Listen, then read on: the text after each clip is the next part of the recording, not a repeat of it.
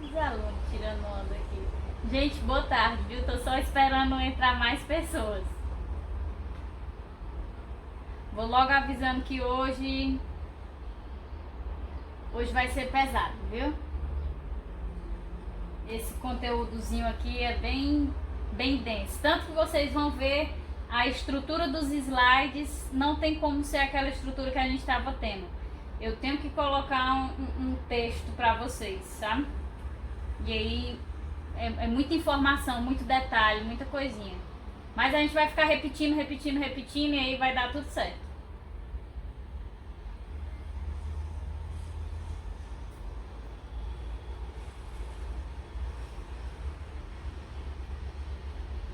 E aí essa semana a gente vai ter atividade, que são as questõezinhas, certo? Mas são poucas questões, porque o conteúdo ele não é grande, ele é denso. Então acaba que uma questão engloba muita coisa. Então vão ser poucas questões e só essa atividade que aí vocês podem dividir entre si. Um faz a primeira questão e divide a resposta, outro faz a segunda, para vocês não ficarem sobrecarregados com todas as atividades que vocês estão tendo, certo? Então respirem um pouquinho, esperar ver se entra mais pessoas e se preparem. Mas é legal, é um conteúdo legal, só que é puxado.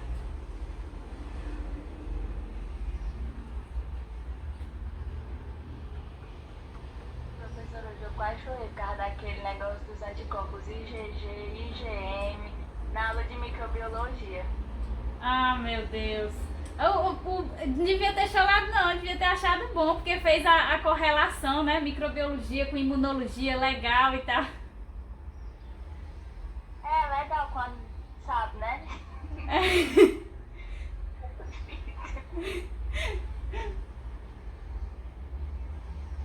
Vai dar certo, vai dar tudo certo. Eu explicando pra minha tia, que a minha tia ela é psicossomática, sabe? Aí meu tio pegou o Covid. Aí na hora que ele pegou o Covid, ela disse que também tava com Covid. Aí foi fazer o exame. Aí deu o IgM e o IgG negativos, né? Aí eu explicando pra ela, não tia, nem o IgM, que é aquele da infecção inicial, deu positivo. Não adianta. Ela, não, eu vou refazer, porque eu estou com Covid. Eu, meu Deus do céu. Aí você começa a ver as coisas assim aplicadas, né? Aí nem o IgM e o IgG deram positivo, mas ela quer fazer de novo, parece que é querendo ter, né? Meu Deus.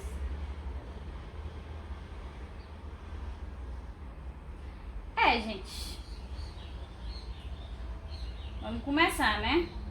Aqui no meu é 1h35, o negócio é puxado hoje. Melhor a gente iniciar logo, certo? Então vamos lá. Então, hoje a gente vai ver aqui a apresentação de antígenos e automaticamente o conteúdo ele se torna extenso, porque para compreender a apresentação dos antígenos, a gente tem que compreender a estrutura do MHC, que é o complexo de histocompatibilidade. Por que eu tenho que compreender a estrutura desse MHC? Porque é esse complexo que realiza a apresentação desses antígenos, certo? Então a gente vai ter que compreender bastante o MHC para depois entrar de fato na apresentação em si.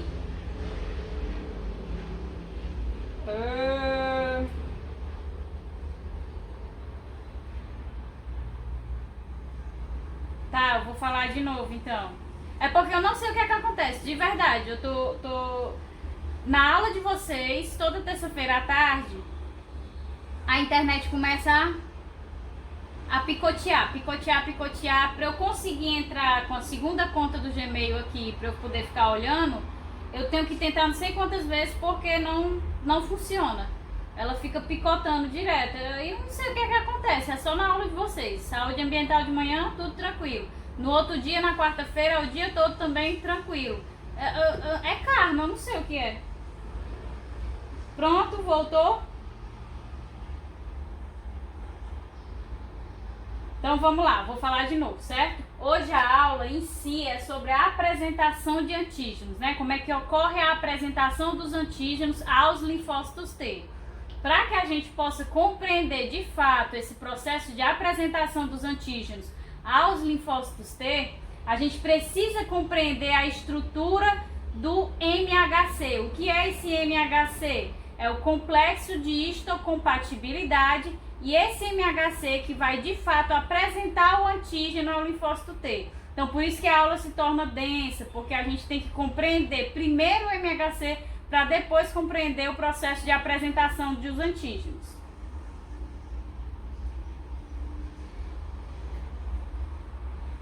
Então, as células apresentadoras de antígenos, que a gente já havia mencionado antes, são quais, né? Nós temos os macrófagos, as células dendríticas e os linfócitos B. Mas a gente também mencionou anteriormente que as principais células apresentadoras de antígeno, com basicamente esta função a desempenhar, são as células dendríticas, certo?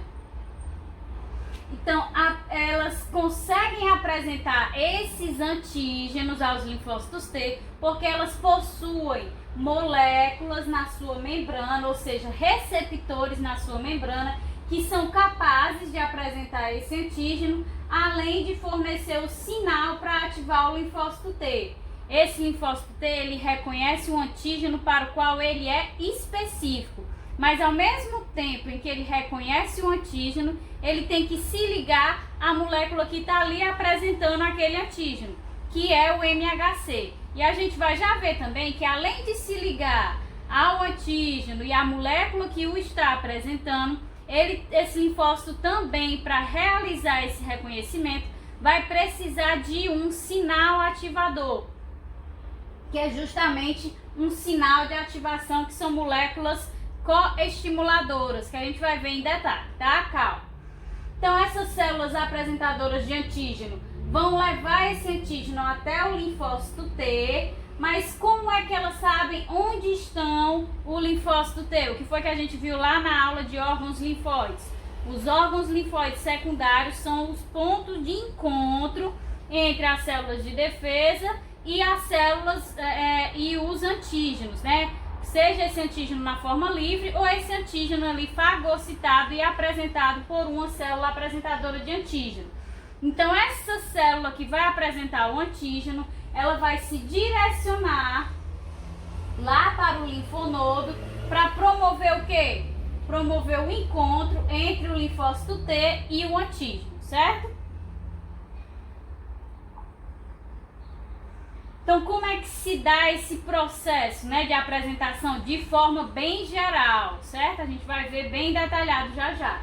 Então, ocorre a infecção, ou seja, um micro-organismo ultrapassa ali as barreiras primárias, seja da pele, seja do trato digestivo, e invade o organismo. No momento em que esse micro-organismo invade o organismo,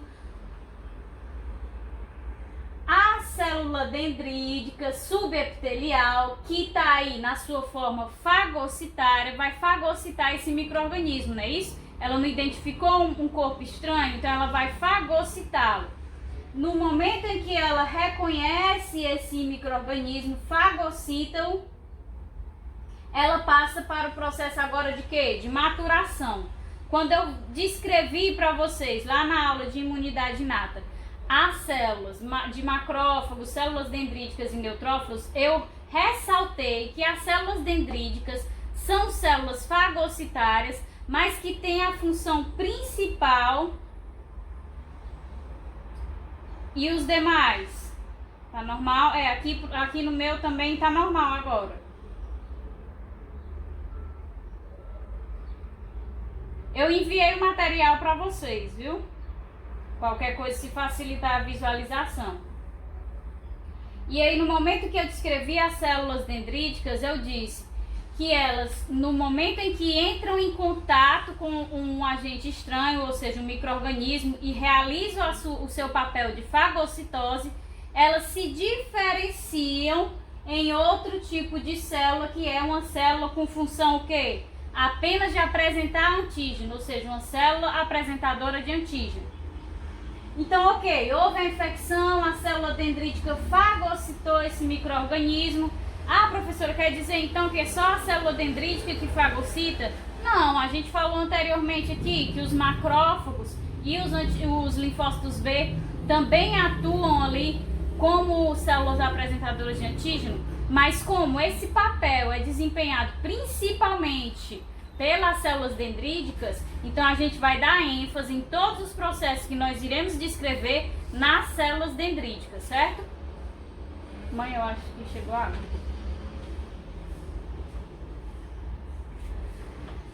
Então, essas células dendríticas, após o processo de fagocitose que elas desempenham, elas vão receber um sinal para realizar o processo de maturação. Então, elas vão sofrer um processo de amadurecimento, em que elas vão expressar receptores na sua membrana, que vão torná-lo o quê? Uma célula apresentadora de antígenos especializada. E qual é a especialização dela, né? A função que ela precisa desempenhar. Ela tem que encontrar o linfócito T. E esse linfócito T se encontra onde? Nos linfonodos, que é o que a gente mencionou lá na aula de órgãos linfóides secundários, certo?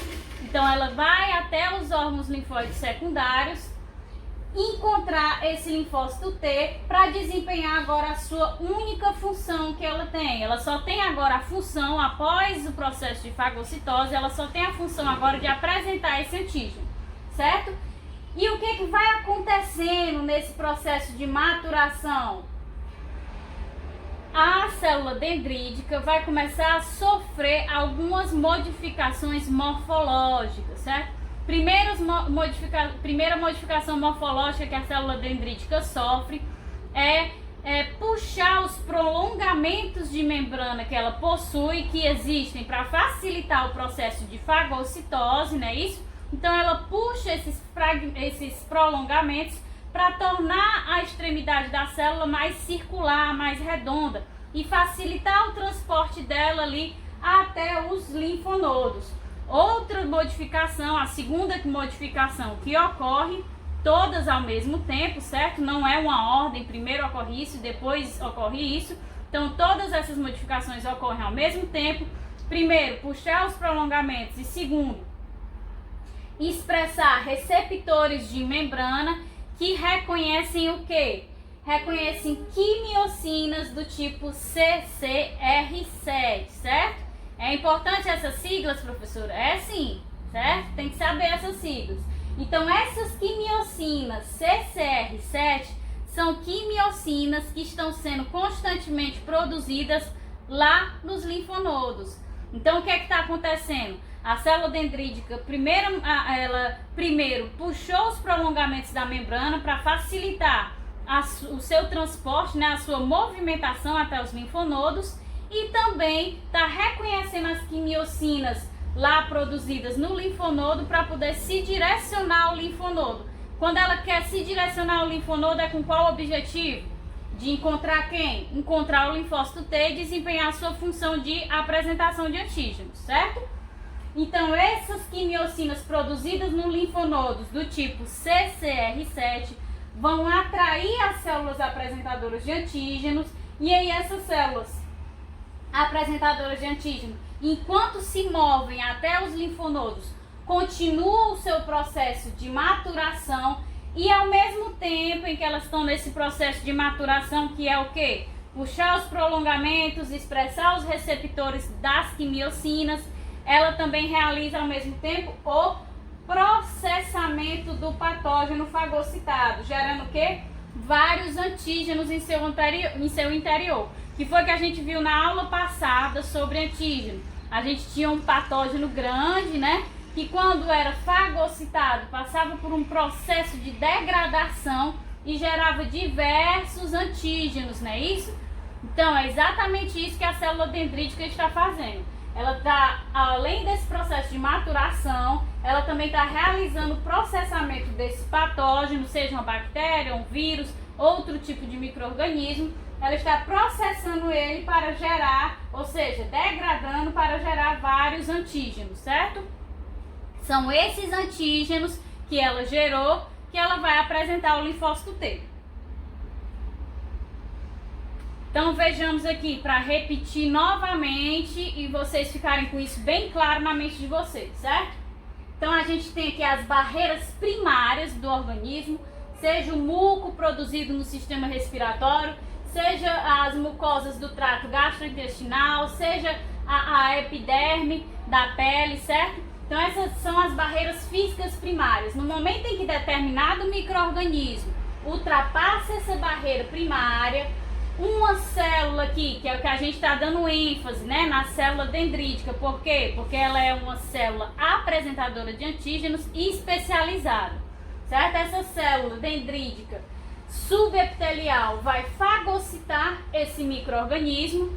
No momento em que ela fagocita esse micro-organismo, ela deixa de ter a função de célula fagocitária e passa pelo processo de amadurecimento para se tornar uma célula apresentadora de antígenos específica, certo? Então ela começa a sofrer aqui o processo de maturação. Que processo é esse? Ela puxa os seus prolongamentos de membrana para facilitar a sua circulação e também passa a expressar em sua membrana receptores para as quimiocinas que são produzidas aonde? São produzidas aqui nos linfonodos, certo? Então essas quimiocinas do tipo CCR7 produzidas no linfonodo vão atrair essa célula apresentadora de antígeno especializada, que é a célula dendrítica, certo? Essa célula dendrítica chega até o linfonodo e enquanto isso está acontecendo, essa movimentação até o linfonodo, essa célula dendrítica está realizando também o quê? O processamento do patógeno, né? A degradação desse patógeno em vários peptídeos que serão os vários antígenos que ela poderá apresentar, ok? A mesma coisa aqui que está acontecendo. Fagocitou, sofreu as modificações, quando chega aqui, depois da degradação, ela vai apresentar através aqui, ó, desse MHC, esse complexo de histocompatibilidade, ela apresenta o antígeno e também aqui ativa através dessa molécula coestimuladora que a gente vai já ver. Compreenderam o aspecto geral da apresentação?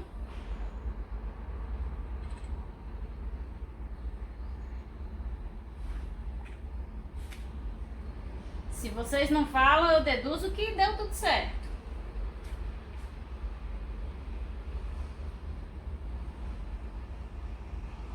Não, mas agora falem que eu quero saber se vocês estão ouvindo. Ou se a internet caiu total.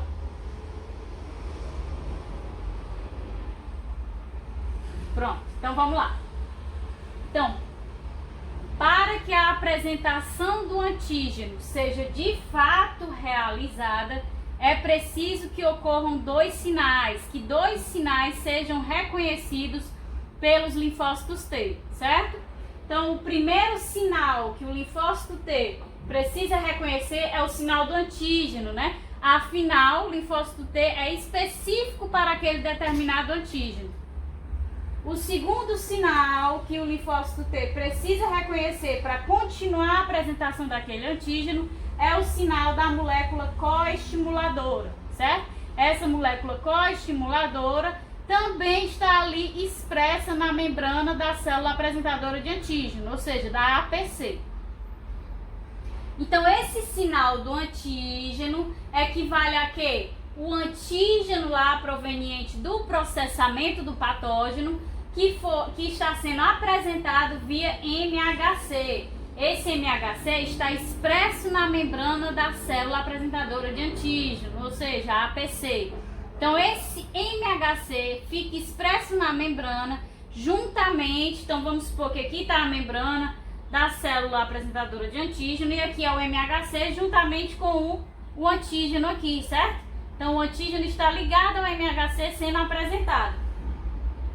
Então, esse antígeno apresentado via MHC, ele é apresentado ao receptor TCR do linfócito T lá nos linfonodos, né? A célula apresentadora de antígeno finalmente chegou aos linfonodos, encontrou o linfócito T específico para aquele antígeno e aí apresentou esse antígeno via TCR. Vocês lembram da aula passada que eu falei que o linfócito B tinha um receptor de membrana chamado de BCR, né? Que é o receptor de célula B. É exatamente a mesma coisa aqui que significa o TCR, certo? É um receptor de célula T. Então, esse receptor de célula T é que vai reconhecer o antígeno ligado ao MHC, certo? Então, esse é o primeiro sinal. Reconhecimento do TCR ao MHC ligado ao antígeno. É importante que vocês saibam, nós vamos já falar, que esse TCR, esse receptor da célula T, ele precisa reconhecer o MHC e o antígeno, certo? Ele não reconhece apenas o antígeno, ele também tem certa especificidade, não tão grande quanto ao antígeno, mas ele também possui certa especificidade à molécula de MHC, certo? E o segundo sinal que é necessário para que essa apresentação de antígenos continue, certo? Que ela ocorra, é o sinal do coestimulador, que a gente viu lá naquela figurinha, que é uma molécula que fica se ligando ao linfócito T ao lado dessa interação entre o TCR e o MHC ligado ao antígeno. Então, essa molécula coestimuladora também está expressa na membrana da célula apresentadora de antígenos e ela é reconhecida por um receptor específico também expresso na membrana lá dos linfócitos T. E que moléculas são essas, né? Essas moléculas coestimuladoras podem ser uma molécula B7.1, também chamada de CD80, certo? Ou pode ser uma molécula B7.2, também chamada de CD86. E tanto a CD80 como a CD86, moléculas coestimuladoras, são reconhecidas pelo receptor do linfócito T chamado de CD28, certo? A gente vai ver na figurinha, fica melhor. Então, só antes da gente visualizar, só lembrando aqui, ó. Então, até agora a gente viu que, em toda a nossa trajetória, que são capazes de se ligar aos antígenos os anticorpos, né? Os anticorpos vão lá e vão se ligar aos antígenos, mas puxando de novo para a aula passada, para vocês se recordarem, os anticorpos se ligam ao antígeno como um todo? Não, né? Determinadas partes, determinadas sequências do antígeno são as partes conhecidas como epítopos. E são a esses epítopos que fazem parte do antígeno que os anticorpos vão lá e se ligam, certo? Mas independente dele se ligar ao epítopo, ele está ligado ao antígeno, certo?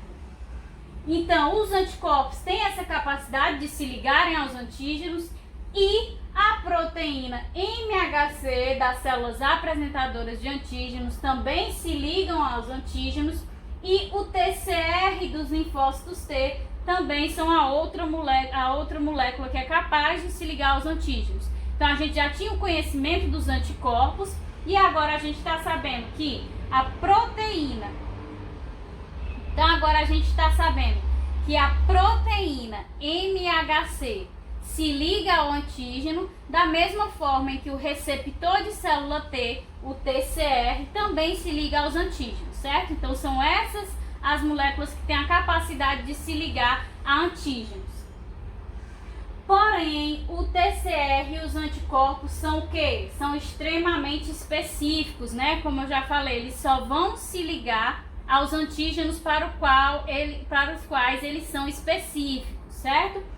Reconhecendo apenas um único antígeno. Os anticorpos, né, como eu já havia mencionado, vão reconhecer um epítopo de um antígeno. Enquanto o MHC ele vai reconhecer várias classes de antígenos, certo? O MHC ele tem certa especificidade, mas não especificidade tão densa como dos linfócitos T, certo? Então, continuando. Então, aqui eu vou só retornar, que eu achei que eu tinha a figurinha, mas pelo visto Não tem não, eu vou retornar para mostrar para vocês aqui. Só para facilitar a visualização. Não quer que saia.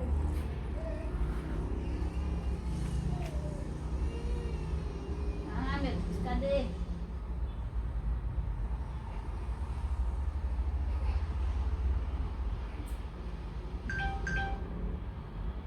Não.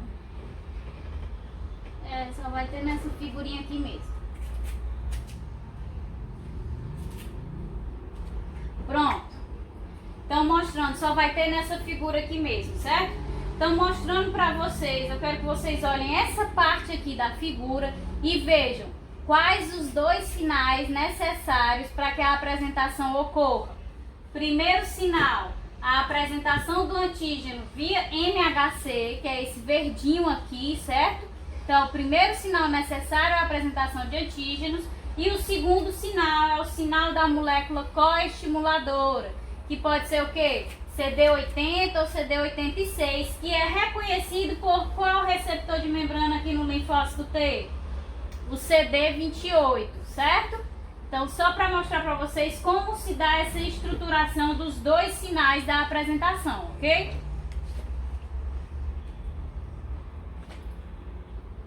Essa parte aqui é a parte onde eu vou entrar na restrição ao MHC do TCR. Como eu já havia falado anteriormente,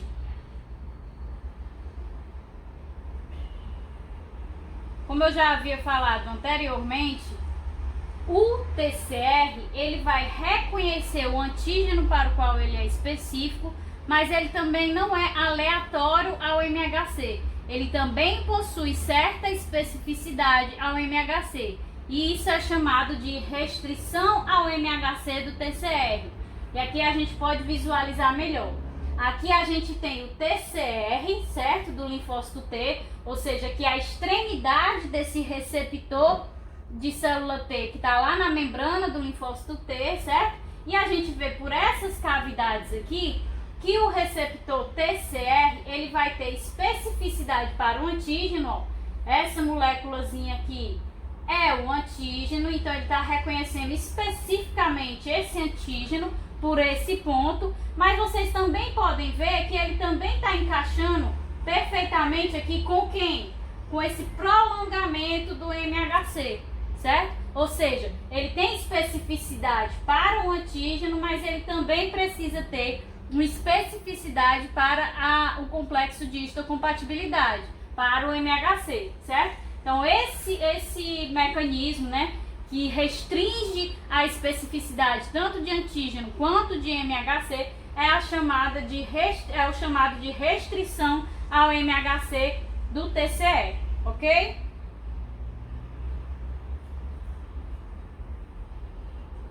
Então vamos lá, continuando. Então agora a gente vai começar, a gente já viu o aspecto geral de apresentação, já viu tudo bem certinho, certo? E agora a gente vai detalhar o MHC, certo? Esse complexo de histocompatibilidade. Então, o que é o MHC? É o complexo de histocompatibilidade que é codificado por genes que codificam para diversos MHCs. Por que existem diversos MHCs? Porque os MHCs têm certa especificidade para os antígenos dos quais eles vão apresentar. Então, eles também precisam ter variedade para apresentar a variedade de antígenos que existem, certo? Então, esses MHCs, eles podem ser de dois tipos. O MHC de classe 1 e o MHC de classe 2. Sim, pode ser expresso em uma única célula, certo? Dependendo do tipo, a gente vai ver que o MHC de classe 1, por exemplo, ele só apresenta antígenos provenientes de determinado tipo de infecção, enquanto 2 de outro tipo de infecção. Então, se a célula sofrer infecções variadas em períodos diferentes, ela pode expressar os genes que codificam para esses MHCs e aí combater, assim, apresentar aquele antígeno para que ela possa ser capacitada pelo linfócito T a combater aquele patógeno, certo?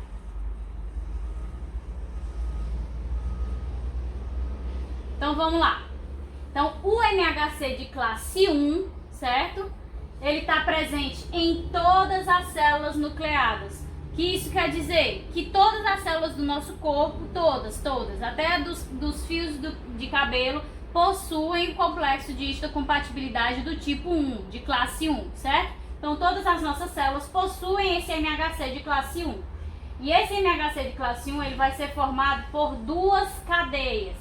Uma cadeia alfa, que pode ser dividida em alfa 1 e alfa 2. E essas duas cadeias, alfa 1 e alfa 2, são as responsáveis por formar a fenda que irá se ligar ao antígeno, certo? Por isso elas são as cadeias maiores, ok?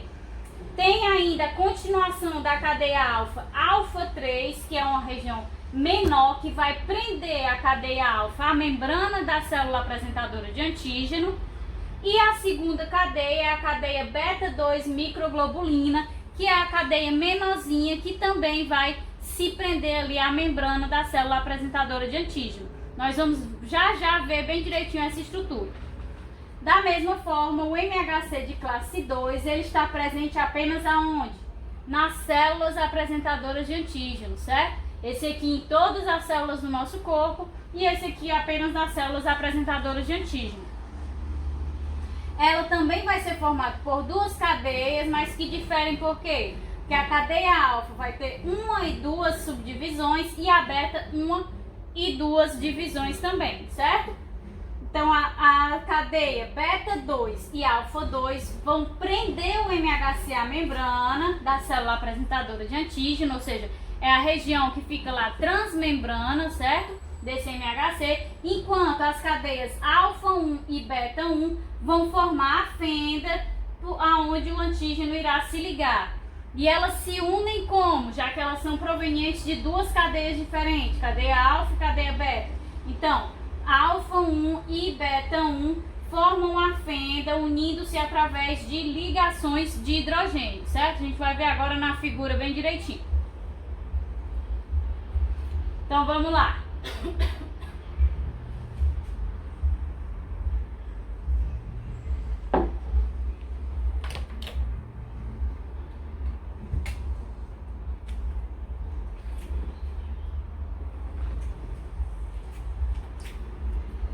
Então, esse aqui é o MHC de classe 1, certo? Como o MHC de classe 1 possui duas cadeias, uma maior e uma menor. Dentro da cadeia maior do MHC de classe 1, nós temos as subdivisões dessa cadeia maior alfa, né? Que é alfa 1, alfa 2 e alfa 3. Alfa 3 é a menor porção e está relacionada aqui a prender esse MHC à membrana da célula apresentadora de antígeno, certo? Então ela é uma região transmembrana. Enquanto alfa 1 e alfa 2 vão formar a fenda onde o antígeno, ou seja, o peptídeo, irá se ligar para realizar a apresentação, certo? E aqui a cadeia beta menor da beta 2 microglobulina também vai interagir aqui por pontos de nitrogênio com a cadeia alfa 3, prendendo essa cadeia também à região membranada da célula apresentadora de antígeno. Enquanto o MHC de classe 2 possui duas cadeias, cadeia alfa e cadeia beta. Tanto a cadeia alfa como a cadeia beta do MHC de classe 2 possuem duas subdivisões, alfa 1 e 2, beta 1 e 2.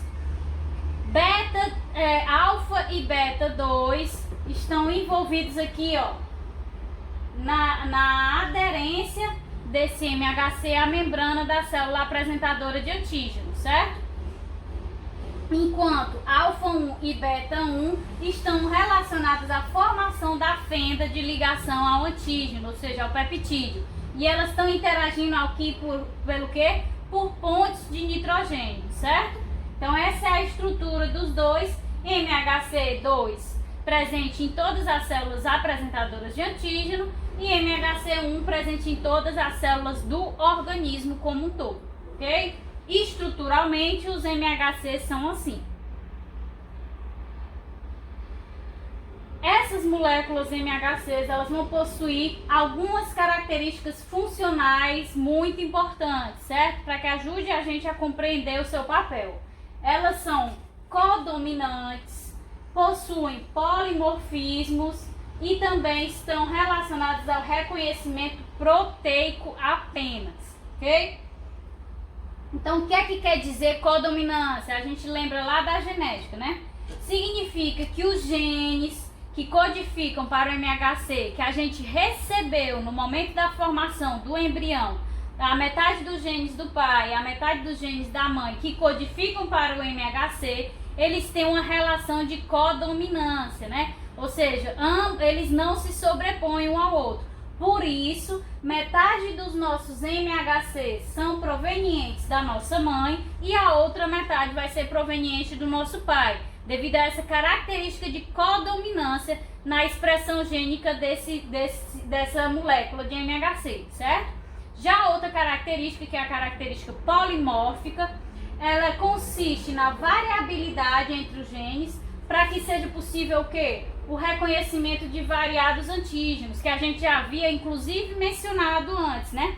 Que esse MHC, ele é codificado por diversos genes. Por que diversos genes? Porque dentro de cada gene vai haver uma variedade, né? Que é aquela modificação de nucleotídeos que é relacionada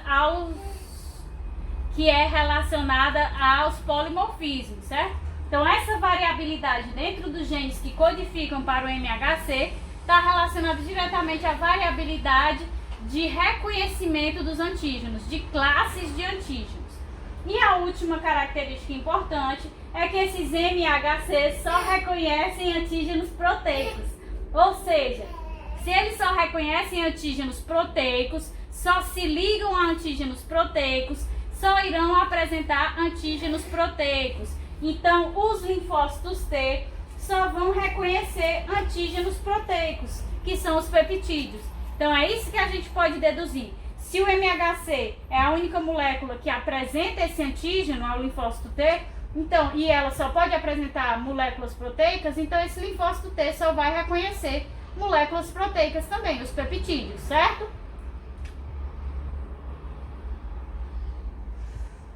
Então aqui são detalhes mais aprofundados ainda dessa molécula, certo? A gente está destrinchando bem e só lá no final é que a gente vai detalhar o processo de apresentação para cada classe de MHC, ok?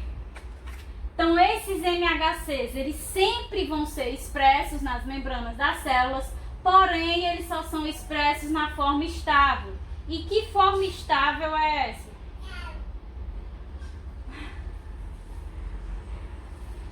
É pelo conteúdo, né? Não é a internet não, porque eu vi aqui que deu uma balançada aqui. Eu disse que essa aula era mais pesada. Mas vamos lá. Então esses MHCs, eles são sempre expressos na membrana das células, mas eles só são expressos na sua forma estável. E que forma estável é essa? É quando ele está ligado a um antígeno. Seja esse antígeno próprio ou um antígeno patogênico. Não sei se vocês se lembram lá da aula de introdução, lá mesmo na URCA, certo? Que eu mencionei que os antígenos podem ser antígenos patogênicos ou antígenos próprios, né? Antígenos provenientes do próprio organismo. Por exemplo, células que morrem e têm de ser degradadas e as suas moléculas têm de ser recicladas. Então, as proteínas que foram ali degradadas para reciclagem dessas moléculas pode originar peptídeos, ou seja, antígenos próprios que podem ser reconhecidos pelo organismo. Então, esse MHC se liga tanto a antígenos próprios como a antígenos patogênicos. Se ele não estiver ligado a um antígeno e for expresso na membrana da célula, ele é recolhido de volta ao conteúdo intracelular, certo? Porque ele só pode ser expresso na membrana da célula na sua forma estável, que é ligada a um antígeno, seja ele próprio ou seja ele patogênico. Então, quando não há nenhum problema com a célula, certo? As células expressam esse MHC ligado a um antígeno próprio. isso não tem problema nenhum, porque nenhum linfócito T irá reconhecer aquele antígeno. Lembram lá da maturação dos linfócitos T no timo, em que havia o processo tanto de maturação como também de validação desses linfócitos? E o que era o processo de validação? Era o processo que consistia em checar se aqueles linfócitos não eram específicos para moléculas do próprio organismo, né? Que seriam capazes de reconhecer antígenos próprios. Então, após essa limitação, é que esses linfócitos T eram liberados. Após esse processo de validação, é que esses linfócitos eram liberados. Então, não existem, se a pessoa não tiver uma doença autoimune, claro, mas não existem linfócitos T capazes de reconhecer antígenos próprios. Então, esse MHC não está sempre expresso nas membranas das células? Então, como ele é sempre expresso na membrana da célula, ligado a um antígeno próprio, quando essa célula está bem, claro, quando não há nenhum problema, então ela mantém apenas um sinal positivo para que as células NK não ataquem aquela célula. Ela só revela que aquela célula está bem, que não há nenhum problema naquela célula, certo? E nenhum linfócito irá reconhecê-la, portanto, não irá causar qualquer dano à célula. Só um minuto, viu, gente?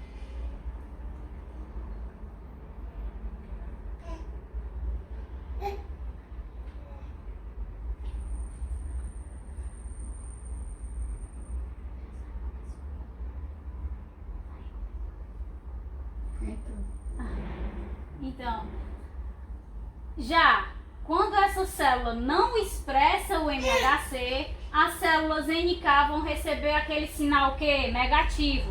Lembra quando eu mencionei as células NK, que para elas desempenharem sua função, ou seja, de desencadear a morte celular programada, a apoptose da célula, de células problema, né? Ela precisa de dois sinais. O sinal do ligante de NK, que é sempre positivo, e o sinal negativo do ligante ao MHC, né? Que indica que aquela célula está bem. Então, no momento em que essa célula não expressa o MHC, ela indica para o ligante de MHC um sinal negativo, né? Um sinal de que há um problema ali com aquela célula. Então, a célula NK reconhece os dois sinais e desencadeia ali o processo de morte celular programada daquela célula que não está expressando o MHC. O que isso quer dizer? Quer dizer que, então, todas as células do nosso corpo estão sempre, constantemente, expressando as moléculas de MHC ligadas a antígenos próprios, exatamente, para que as nossas células não sejam degradadas aqui em condições saudáveis, em condições normais, todas elas têm de estar expressando essa molécula de MHC ligada a antígenos próprios, para que as células NK não venham e possam acabar degradando as nossas células, certo? É importante que vocês saibam que esses antígenos próprios que são apresentados, eles sofrem um processo de reciclagem, certo? Então, constantemente esse MHC expressando esse antígeno próprio, ele é recolhido para o espaço intracelular, enquanto outro MHC está indo lá ser expresso na membrana da célula com outro antígeno próprio, certo? Então, há uma reciclagem desses antígenos próprios.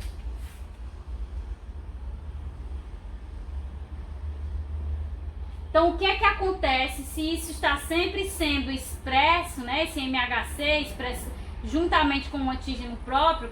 O que acontece nas doenças autoimunes é que esse antígeno próprio pode ser reconhecido e células sadias serem destruídas.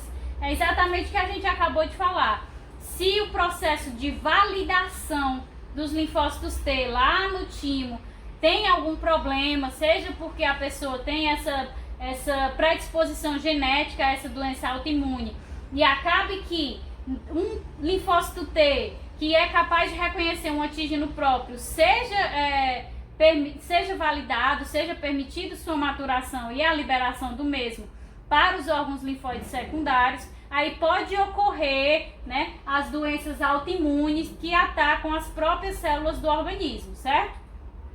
Outra característica também que é proveniente aqui dessa apresentação de antígenos, envolvendo o MHC ou os antígenos, ocorre na rejeição de órgãos transplantados. Por quê? Porque o órgão que foi transplantado, se todas as células do nosso organismo estão constantemente expressando moléculas de MHC ligadas a antígenos próprios, e esse órgão transplantado é de outra pessoa, ou seja, ele vai ter o seu MHC sendo expresso ligado a antígenos próprios. Esse antígeno próprio do indivíduo lá que forneceu o órgão transplantado, ele vai ser reconhecido como estranho e vai ser atacado, ou seja, todas aquelas células daquele órgão transplantado serão atacadas. Por quê? Porque aquele MHC não é reconhecido, certo? Ele está expressando um antígeno que para nós que recebemos o órgão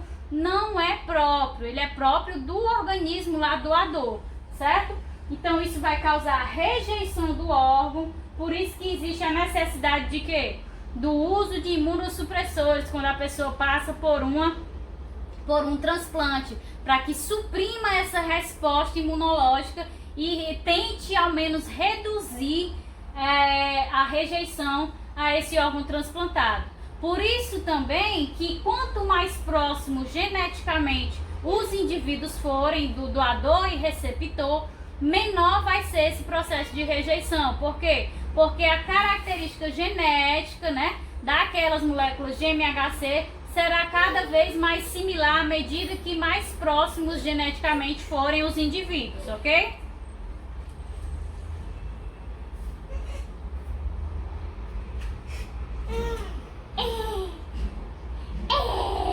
Coisa linda! Então, para que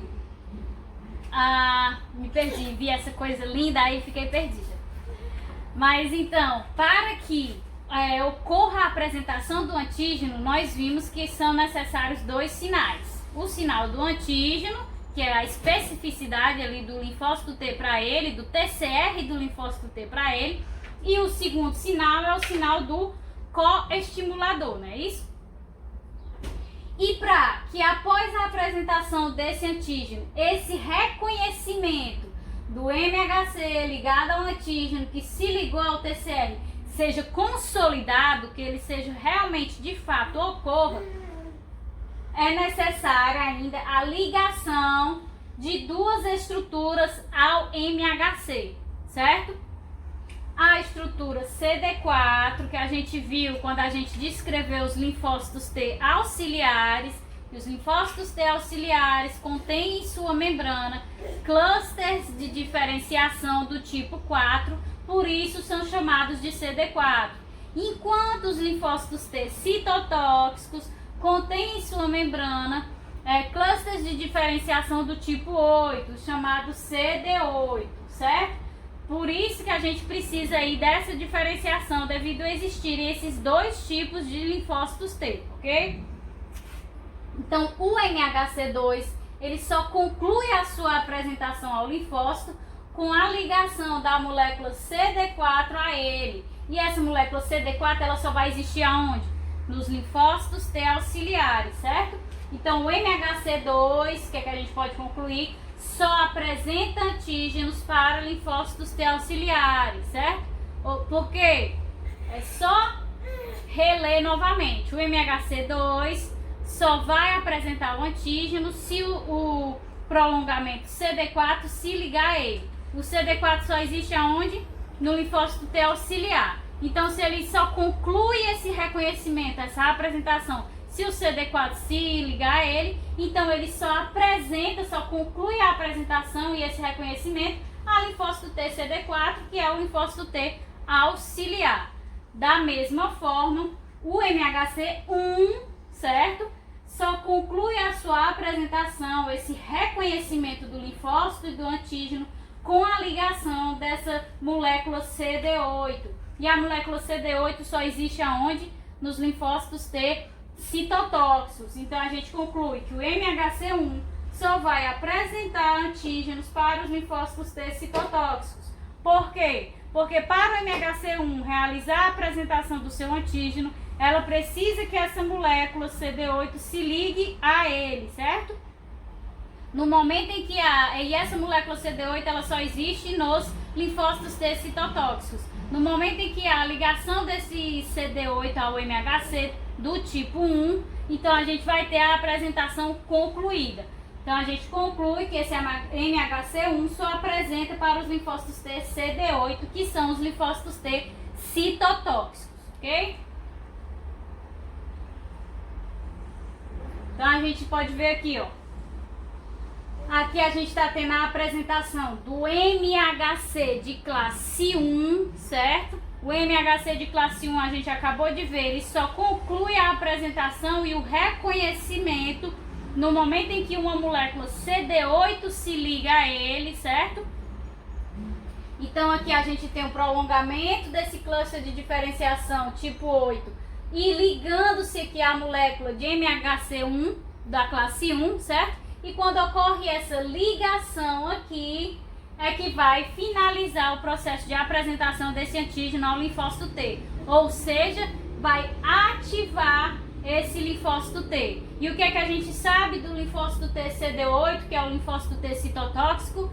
Ele vai acarretar na morte dessa célula, né? Através da secreção de perfurinas e granzimas, ok? Da mesma forma, o MHC de classe 2, certo? Só conclui a apresentação do antígeno ao linfócito T se o prolongamento do tipo CD4 se ligar a ele. E qual o linfócito T que possui o cluster de diferenciação tipo CD4? Apenas os linfócitos T auxiliares. Por isso que o MHC de classe 2 só apresenta antígenos aos linfócitos T auxiliares. Compreenderam? Certo? A descrição está invertida com o slide anterior, né? A gente começou falando do CD4, que é apresentado pelo MHC de classe 2. Depois falamos do CD8, que é apresentado pelo MHC de classe 1. E aqui na figura a gente inverteu. Aqui é o MHC de classe 2 para o CD4 e aqui é o MHC de classe 1 para o CD8, certo?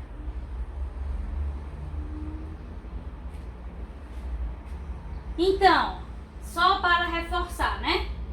Os linfócitos T citotóxicos, que são os linfócitos do tipo CD8, vão atuar destruindo a célula que possui um antígeno intracelular, ou seja, esse antígeno intracelular será apresentado sempre via MHC1. Então, a gente pode recordar o quê? Lembra quando eu falei lá na aula de introdução que um antígeno, quando ele está livre no citoplasma da célula, ou seja, quando ele infectou aquela célula, ele é reconhecido por linfócitos T citotóxicos, né? E quando esse antígeno é fagocitado e envolto por uma membrana, ele é reconhecido por linfócitos T do tipo CD4, que são os auxiliares. Então a gente recorda de lá esse aspecto geral e pode especificar,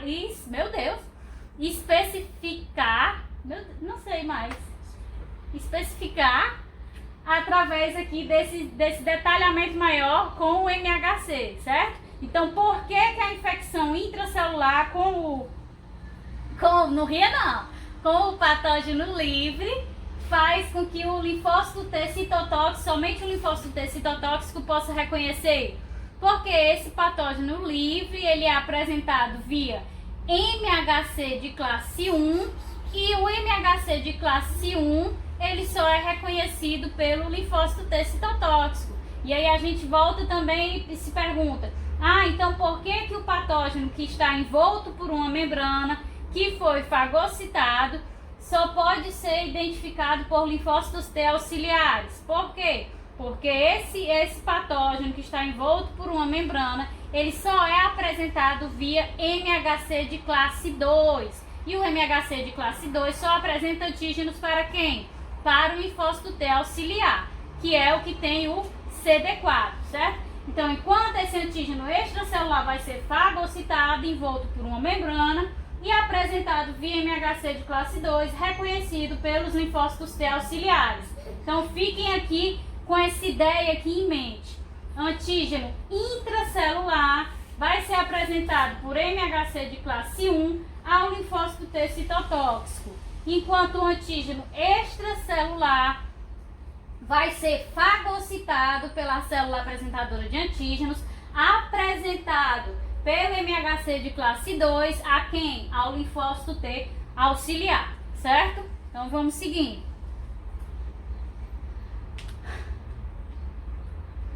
Então agora a gente vai ver como é que se dá de fato esse processo de apresentação de antígenos.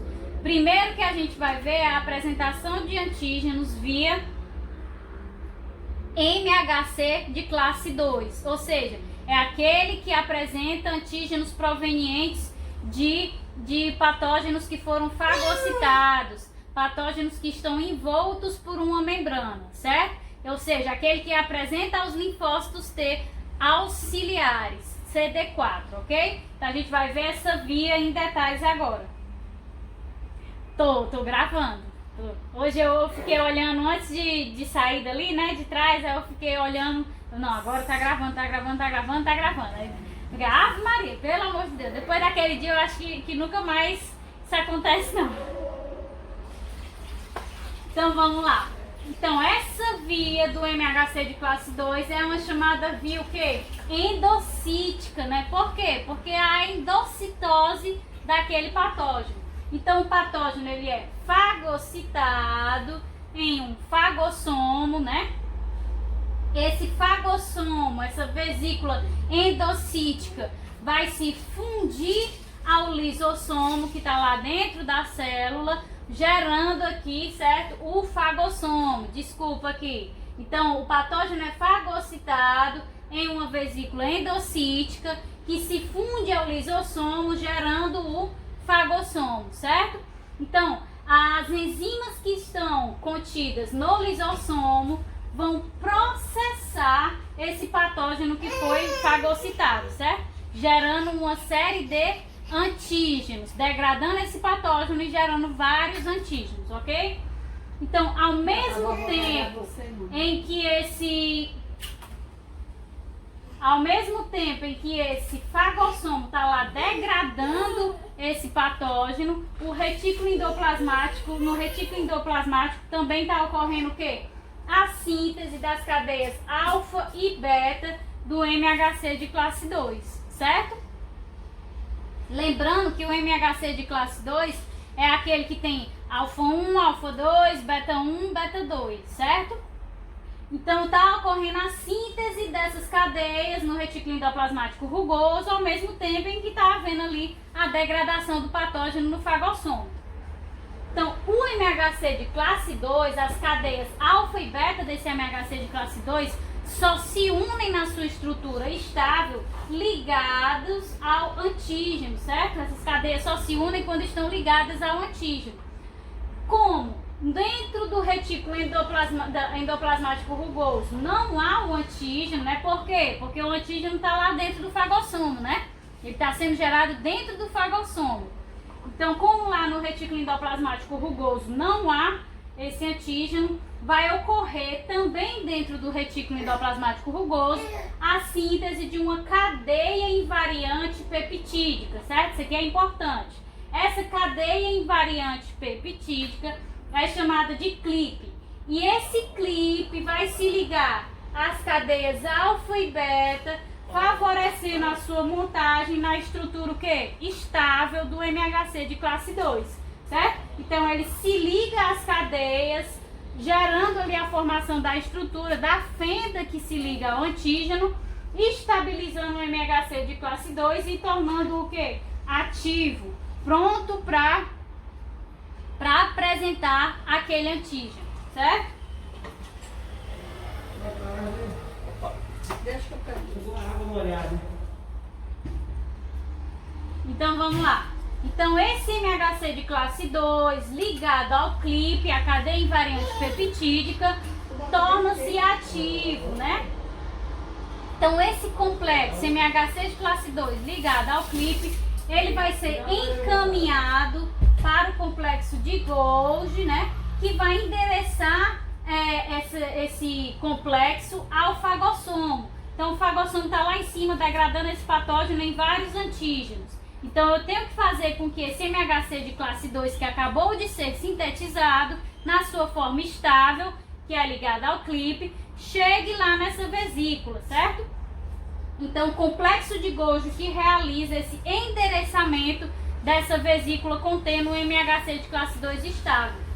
Então quando esse MHC chega lá no fagossomo, a vesícula que contém o MHC de classe 2 ligada ao clipe também contém essa estrutura aqui, ó, chamada de HLA-DM, que é um catalisador que retira o clipe que está ligado ao MHC de classe 2, permitindo o quê?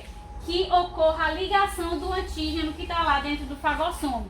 Ou seja, o complexo de Golgi, o aparelho de Golgi, liberou a vesícula que contém o MHC de classe 2 ligada ao clipe de forma estável, direcionou essa vesícula até o fagossomo, chegando ao fagossomo, essas membranas das vesículas, tanto do fagossomo como da vesícula que saiu lá do aparelho de Golgi, se fundem e o MHC de classe 2 ligado ao clipe é liberado dentro do fagossomo.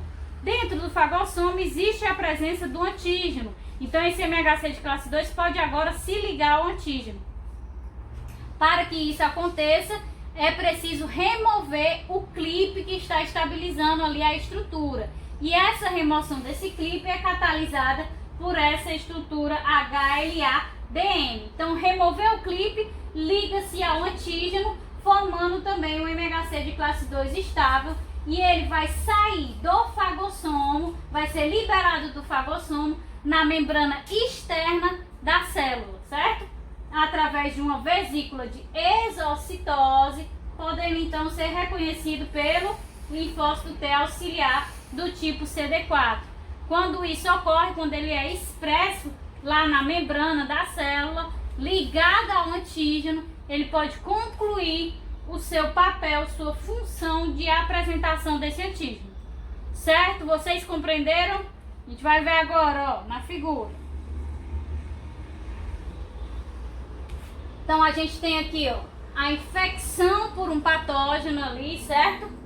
Porque eu não tenho um lápis aqui, senão eu ficava mostrando. Então a gente tem a infecção do patógeno, né? Aí a fagocitose desse patógeno, formando ali essa vesícula. Então essa vesícula endocítica se funde o endossomo com o lisossomo. O lisossomo, como nós sabemos, é rico em enzimas capazes de degradar esse patógeno que foi fagocitado.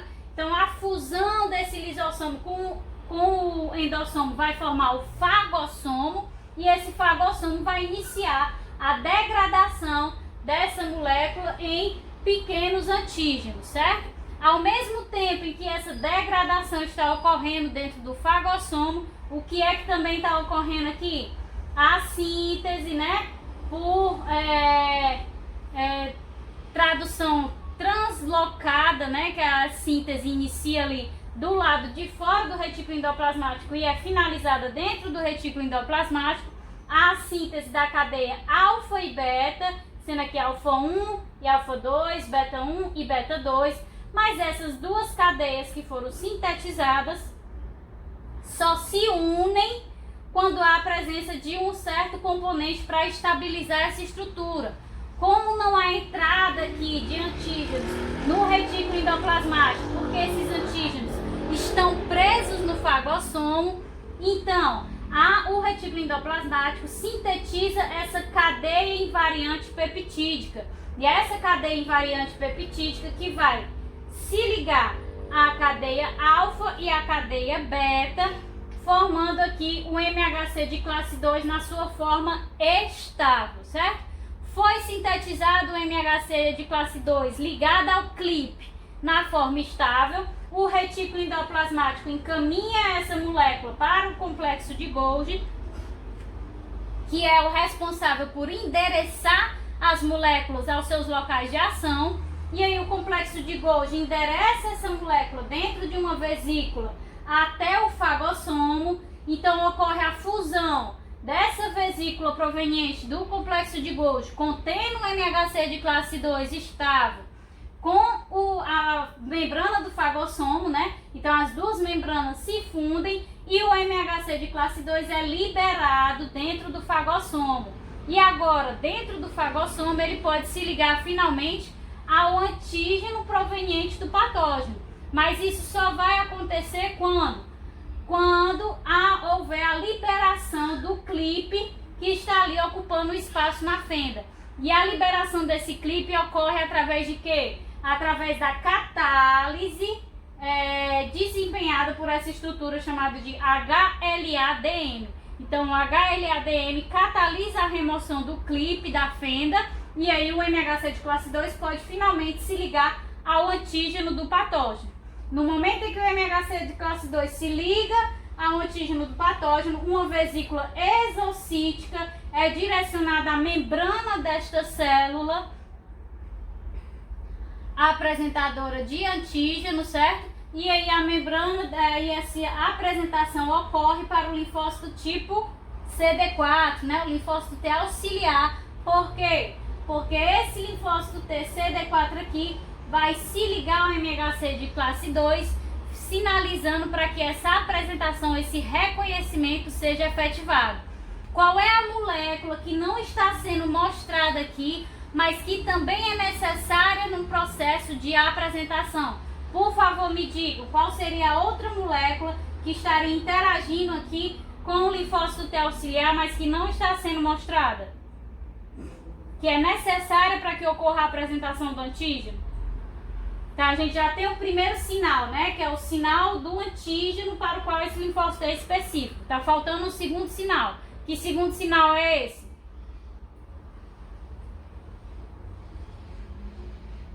Não? Não?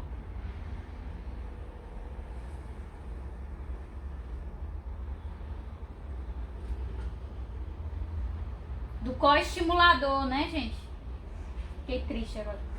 Então, tá faltando aqui a sinalização do coestimulador CD80 ou CD86, que é reconhecido pelo receptor aqui do linfócito T, CD28, certo? Então, é necessário que haja também esse sinal da coestimulação para que essa apresentação aconteça, ok? Então, vamos lá. Então a última via, né?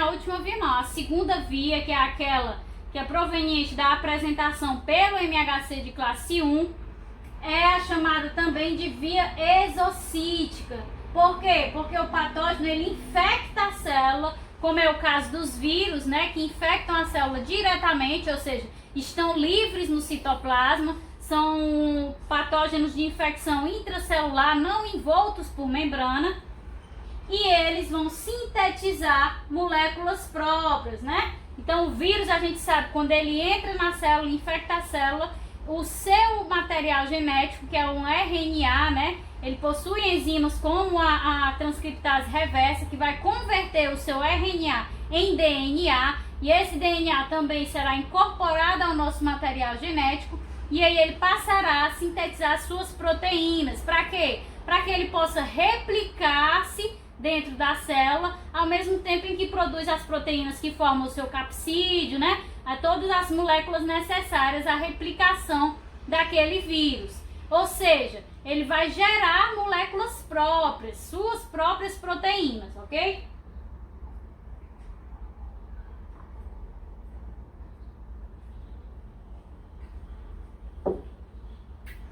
Então, dentro da nossa célula, certo? Está ocorrendo constantemente um processo chamado de ubiquitinação, certo?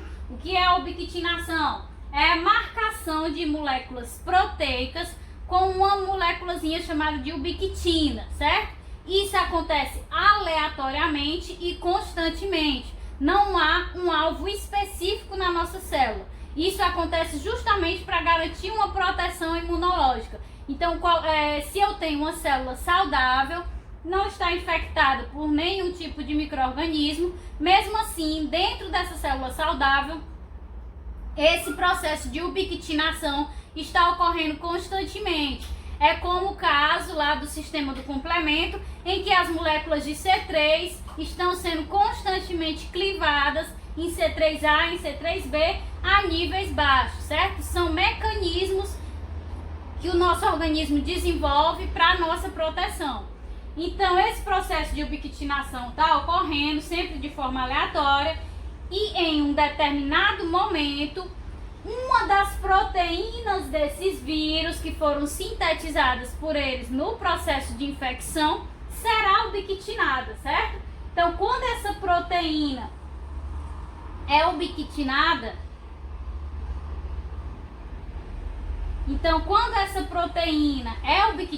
seja nossas proteínas que estão constantemente sendo ubiquitinadas, né, de forma aleatória, ou seja, quando finalmente no processo de infecção a proteína de um micro-organismo é ubiquitinada, todas essas proteínas marcadas com a ubiquitina são direcionadas a um complexo chamado de proteassoma. E o que é que esse proteassoma faz? O proteassoma, ele degrada as proteínas, certo? Então ele quebra essas proteínas em pequenos peptídeos, ou seja, no caso das proteínas do vírus que foram ubiquitinadas, que foram marcadas com ubiquitina, vai degradá-la em diversos antígenos, né? E se ele está livre no citoplasma e foi degradado ali no citoplasma, esses antígenos que serão gerados também estarão ali livres no citoplasma, ok? Então, esses peptídeos gerados serão os antígenos a serem apresentados agora pelo MHC de classe 1, né? Porque ele é da via exocítica, daqueles antígenos intracelulares, certo? Não envoltos por membrana. Então, ao mesmo tempo em que está havendo esse processo de ubiquitinação e quando a ubiquitinação finalmente ocorre, o processo de degradação pelo proteassoma, né? A geração desses antígenos, ok? Ao mesmo tempo que isso está ocorrendo, lá no retículo endoplasmático rugoso, novamente, está havendo a síntese das cadeias alfa e beta do MHC de classe 1. Lembrando que a estrutura do MHC de classe 1 é alfa 1, 2 e 3 e beta 2 microglobulina, não é isso? Então essas cadeias estão sendo sintetizadas lá no retículo endoplasmático rugoso. Lá no retículo endoplasmático rugoso existem proteínas transmembranas chamadas de TAP1 e TAP2 que estão constantemente bombeando peptídeos para dentro do retículo endoplasmático rugoso, certo? Por que que isso está sempre ocorrendo? Porque lá no retículo endoplasmático rugoso também que vai haver a diferenciação de proteínas. Muitas proteínas precisam se ligar a outros peptídeos para atingir a sua forma nativa, ou seja, a sua forma funcional, ou elas precisam se ligar a moléculas de carboidrato, de lipídio, formar glicoproteínas, certo? Então tudo isso acontece no retículo endoplasmático, por isso lá a presença dessas proteínas transmembrana que estão ali bombeando a entrada dessas moléculas no retículo endoplasmático rugoso. Como os antígenos que infectaram essas células de forma intracelular, né, não envoltos por membrana, estão livres no citoplasma, depois que eles foram degradados pelo proteassoma, eles podem também ser bombeados por essas proteínas para dentro do retículo endoplasmático rugoso. E o que foi que a gente acabou de ver? Lá no retículo endoplasmático rugoso também está acontecendo o quê? A síntese da cadeia alfa e beta 2 microglobulina. Então, se eu já tenho dentro do retículo endoplasmático a presença desse antígeno, então esse antígeno se liga às cadeias alfa e beta 2 microglobulina, formando a estrutura do MHC de classe 1 na sua forma estável, ou seja, sua forma ativa, ok? Então eu já tenho ali o MHC de classe 1 estável e ativo, eu já posso direcionar ele para o complexo de Golgi, que vai endereçá-lo para onde agora? No caso que a gente viu anteriormente, ele tinha que direcionar a uma vesícula endocítica contendo MHC de classe 2 lá para o fagossoma. Por quê? Para poder se encontrar com o antígeno, né? Para poder se ligar ao antígeno lá no fagossoma. No caso aqui do MHC1, não. Essa ligação já ocorreu dentro do retículo endoplasmático rugoso, porque esses antígenos estavam livres e acabaram sendo bombeados por essa proteína para dentro do retículo endoplasmático rugoso.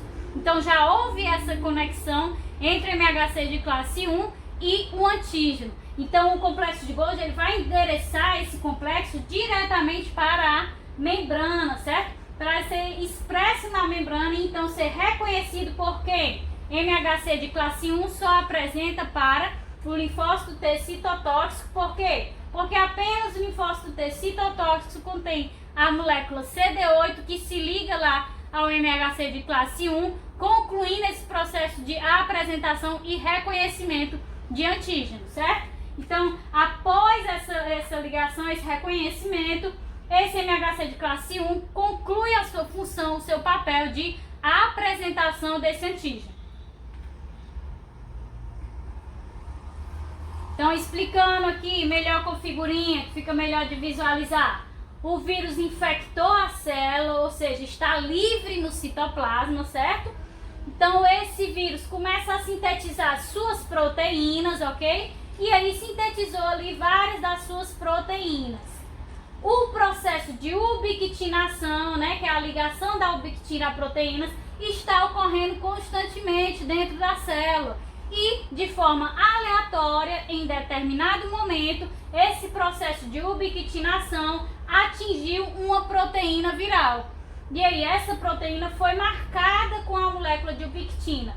Todas as proteínas marcadas com moléculas de ubiquitina vão ser direcionadas ao proteassoma, certo? Que esse proteassoma faz o quê? Ele degrada as proteínas em pequenos peptídeos. Esses peptídeos livres no citoplasma da célula podem ser bombeados por essas proteínas chamadas de TAP1 ou TAP2 para dentro do retículo endoplasmático rugoso.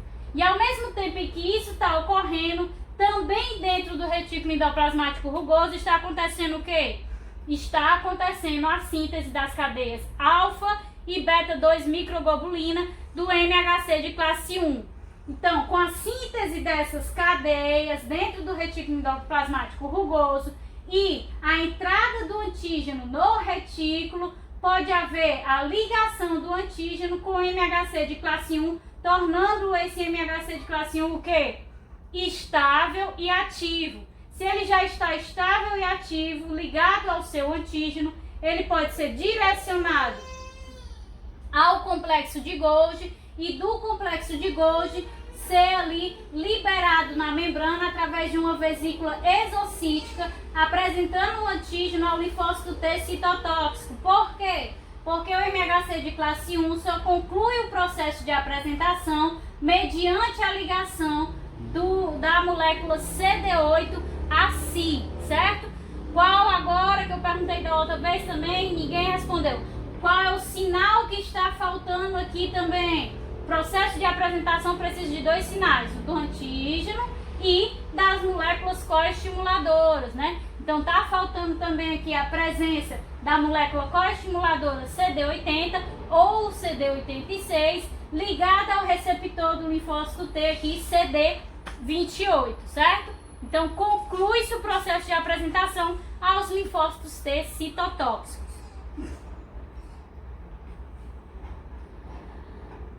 Então, essas duas vias, elas ocorrem apenas na primeira apresentação, certo? Pois depois que ocorre a primeira apresentação ao antígeno, o linfócito ele é ativado. Depois de ativado, ele vai sofrer o quê?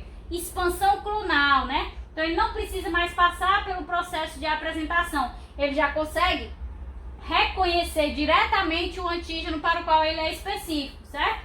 E ele se direciona ao local da infecção, atraído pelo quê? Pelas quimiocinas, que a gente viu lá na aula, em aulas anteriores, que o linfócito T, quando ele é ativado, ele passa a expressar agora na sua membrana receptores que têm afinidade por quimiocinas que são sintetizadas no local da infecção. É assim que eles se dirigem ao local da infecção. E lá chegando, como já estão ativos, eles só reconhecem o antígeno e já passam ali a atuar. Eles não precisam mais ser apresentados, certo?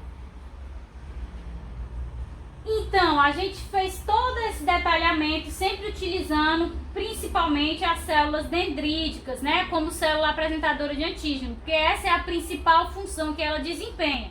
Mas os macrófagos e os anticorpos também apresentam ao linfócito T CD4 auxiliar pelo mesmo processo, mas normalmente eles já são reconhecidos pelos linfócitos T auxiliares já ativados pelas células dendríticas, certo? Eles não precisam mais serem apresentados por esses dois tipos de células apresentadoras de antígeno, porque normalmente o processo de apresentação de antígeno ocorre mais rapidamente via célula dendrítica do que essas outras. Então, quando esse processo pensa em acontecer, esse linfócito T aqui já está ativo e já pode reconhecer diretamente o antígeno, certo?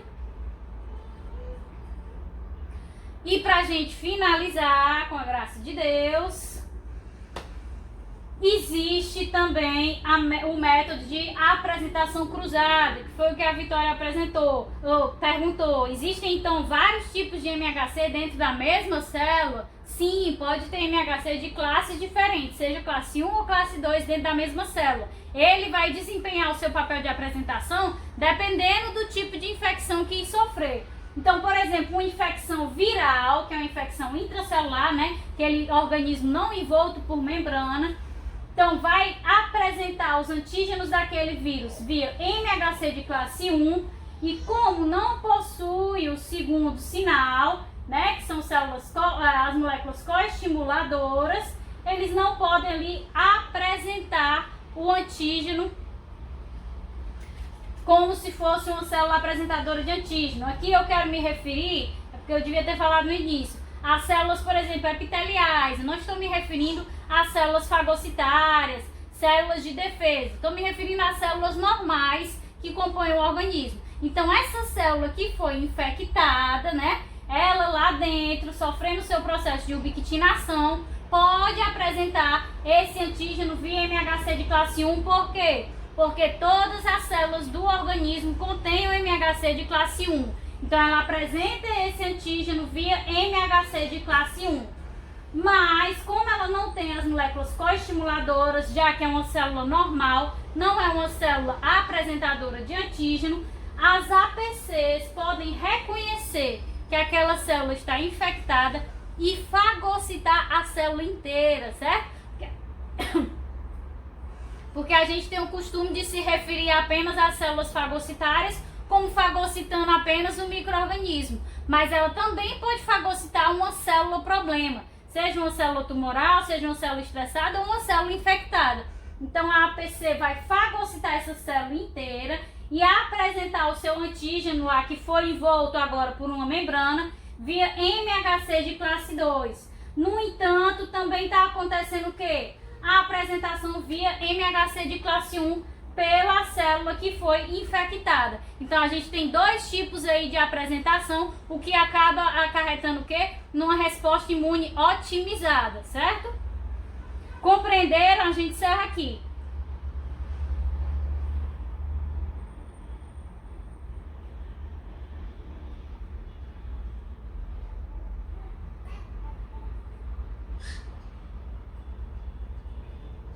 Eu repeti bastante para garantir que entrasse, pelo menos de certa forma geral, assim, para vocês, certo?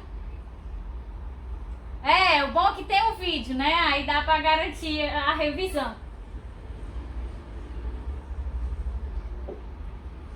Então eu vou postar o vídeo, certo? E aí junto com o link do vídeo eu vou enviar as questõezinhas, que é coisinha simples, certo? Então, tranquilo, nenhuma dúvida. Então, até a próxima semana. Ativação dos linfócitos.